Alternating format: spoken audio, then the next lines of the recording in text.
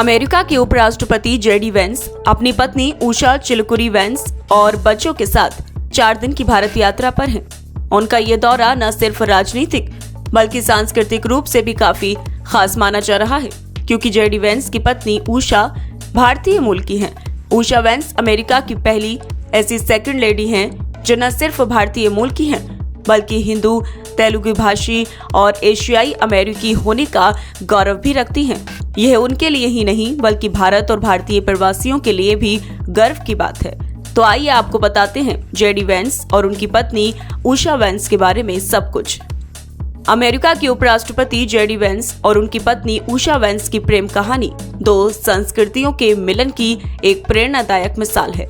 Usha veins, जिनका पूरा नाम उषा चिलकुरी वेंस है, का जन्म कैलिफोर्निया में हुआ था, लेकिन उनके परिवार की जड़ें आंध्र प्रदेश, भारत में हैं। जेडी वेंस और उषा की पहली मुलाकात येल लॉ स्कूल में हुई थी। जेडी वेंस, जो ओहायो के एक कठिन पारिवारिक पृष्ठभूमि से आते हैं, और उषा, जिनकी परवरिश एक अनुशासित और शैक्षिक माहौल में हुई थी। दोनों की पृष्ठभूमि में काफी अंतर था। इसके बावजूद दोनों के बीच गहरी समझ और सम्मान ने उनके रिश्ते को मजबूत किया। 2014 में जेडी और उषा ने केंटकी में शादी की। उनकी शादी में दोनों की संस्कृतियों का समावेश था, एक पारंपरिक ईसाई समारोह और एक हिंदू रीति रिवाजों के अनुसार आयोजित समारोह, जिसमें एक हिंदू पंडित ने विवाह संपन्न कराया। इस विवाह ने धार्मिक समानता और सांस्कृतिक विविधता का सुंदर उदाहरण प्रस्तुत किया।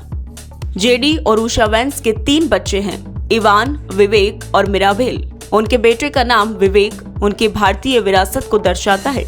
उषा वेंस एक हिंदू होने के साथ साथ जेडी वेंस के कैथोलिक धर्म में परिवर्तन में भी सहायक रही हैं, जो उनके आपसी सम्मान और समझ को दर्शाता है।